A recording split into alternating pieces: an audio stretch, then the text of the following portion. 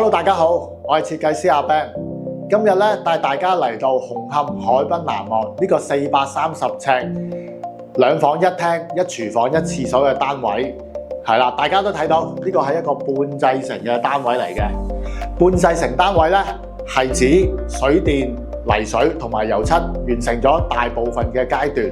咁咧而家呢個空檔咧，我哋係等家私嚟到。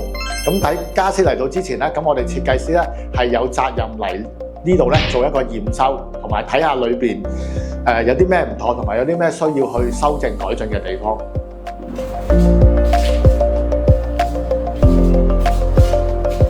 好，咁接下來第一部分咧，驗收嚟講比較重要咧，我哋就真係睇一睇全屋嘅電掣位咧有冇啲咩大問題啦。咁我哋第一個位置去驗收或者 check 嘅問題咧，就係個電掣位嘅高度啊。呢個係一個電視嘅位置嘅，呢個係一個背幾長有個單蘇位啦。咁我哋真係要去逐個位 check 下個電掣位嘅高度咧，同我哋預期設計圖裏邊嘅高度一唔一樣？因為咧我哋要 match 翻我哋嘅家私嘅。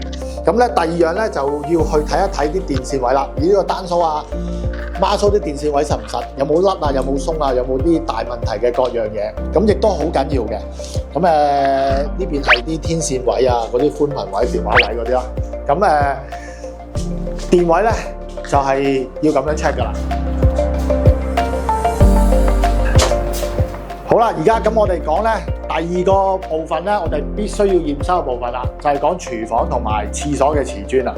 咁咧呢個部分咧，瓷磚部分咧，我哋最主要驗收係睇佢咩咧？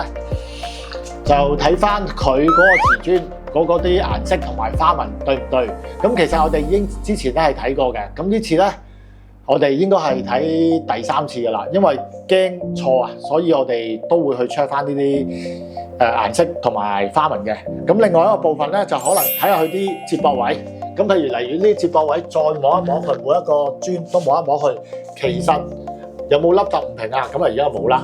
咁同埋有啲接駁位嘅部分咧，睇下佢做得好唔好啦。咁呢度咁啱咧，就係出邊走廊同埋嗰個磚係駁口位嘅，係啦。咁唔啱咧，就要盡快同埋即刻去執收噶啦。好，而家嚟到第三個部分，我哋驗收裏面咧，其實係必須要做嘅，就係家私裏面咧每一個尺寸嘅最終嘅覆尺。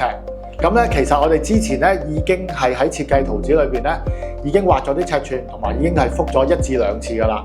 咁咧，最後一次覆尺咧就係嚟緊，真係家私廠要製造嘅時候咧，我哋嚟一個最後嘅覆尺，確保咧就萬無一失。咁最主要咧呢一次覆尺咧，我哋會係覆個大尺嘅。咁而以呢一個門框為例咧，我哋通常咧都係會覆個門嘅高度啊，同埋嘅闊度，覆咗個大尺翻去，咁我哋知道嗰個尺寸，咁就唔會錯噶啦。如果大家中意我哋呢條片，請大家 like、訂閱同留言。想知道片裏面更多資訊嘅，可以 PM 我哋。